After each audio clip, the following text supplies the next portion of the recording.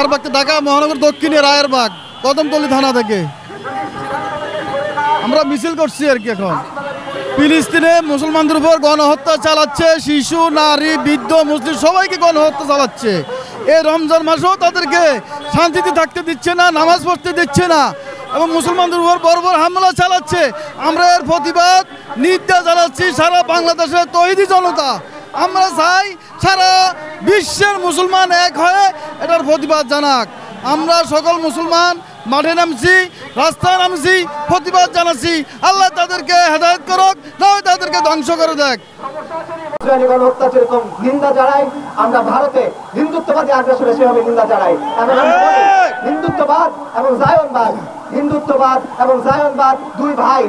হিন্দুত্ববাদ এবং জায়নবাদ একে অপরের মিত্র, তারা একে অপরের ন্যাচারাল অ্যালাই এবং তারা পুরো বিশ্ব জুড়ে মুসলিমদের বিরুদ্ধে চক্রান্ত করছে, তারা বাংলাদেশের বিরুদ্ধে চক্রান্ত করছে।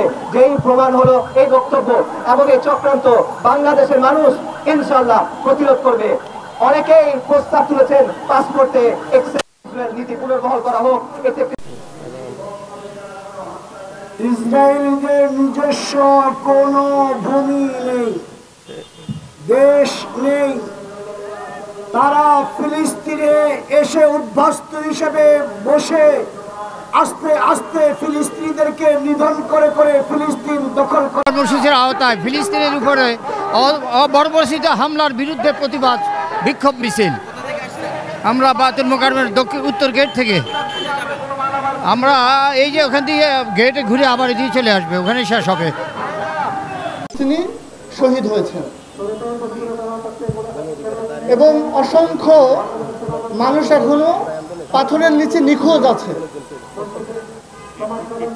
প্রায় 1.5 লক্ষ ভাই বোন শিশু আহত হয়েছে। বহু শিশু পা নেই, হাত নেই, পঙ্গুত্ব বরণ করে জীবনযাপন করতেছে।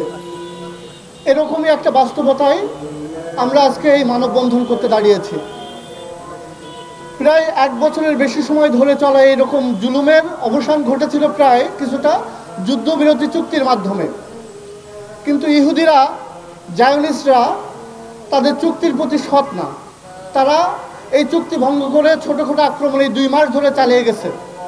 19শে জানুয়ারিতে যুদ্ধবিরতি চুক্তি লেগেছিলাম। তো এখন আমাদের সহকর্মীরা কিন্তু 15 জানুয়ারিতে যোগদান করেছেন। আজকে 2 মাস হয়ে গেছে। আমাদের মনস্তাত্ত্বিকভাবে আমরা খুবই ভেঙে পড়ছি।